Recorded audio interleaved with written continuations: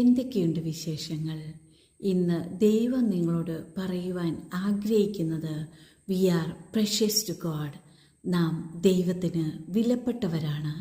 വചനം പറയുന്നു, യെശയ്യാവിൻ്റെ പുസ്തകം 43 അധ്യായം 4 വാക്യം, നീ എൻ്റെ ദൃഷ്ടിയിൽ ബഹുമാന്യനും വിലയേറിയവനുമാണ്, ഞാൻ നിന്നെ സ്നേഹിക്കുന്നു. Praise God. അതേ ദൈവ പൈതലേ, നാം ദൈവത്തിന് വിലപ്പെട്ടവരാണ്.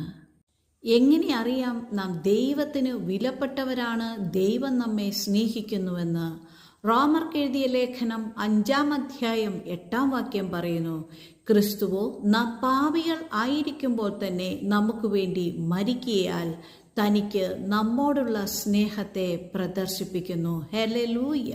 ഒന്ന് പറഞ്ഞേ, ക്രിസ്തുവോ ഞാൻ പാപിയായിരുന്നപ്പോൾ തന്നെ എൻ്റെ ഗുണങ്ങൾ നോക്കാതെ എനിക്ക് വേണ്ടി ക്രൂശിൽ മരിക്കയാൽ ഞാൻ ദൈവത്തിന് പ്രിയപ്പെട്ട വ്യക്തിയാണ്, ഞാൻ വിലയേറിയ വ്യക്തിയാണ്. ഹല്ലേലൂയ. പ്രിയപ്പെട്ട സഹോദര സഹോദരി, മനുഷ്യർ നമ്മെ നോക്കി പറയുന്നതല്ല നാം, ദൈവവചനം നമ്മെക്കുറിച്ച് എന്തു പറയുന്നുവോ അതാണ് നാം. ഹല്ലേലൂയ.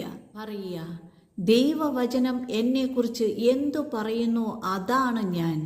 ദൈവവചനത്തിൽ എനിക്ക് എന്തെല്ലാം വാഗ്ദത്തമുണ്ടോ അതിൽ ഞാൻ വിശ്വസിക്കുന്നു. ആമേൻ.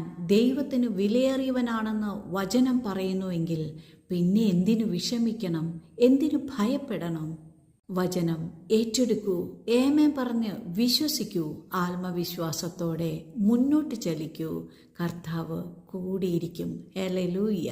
അതേനെ, we are precious to God.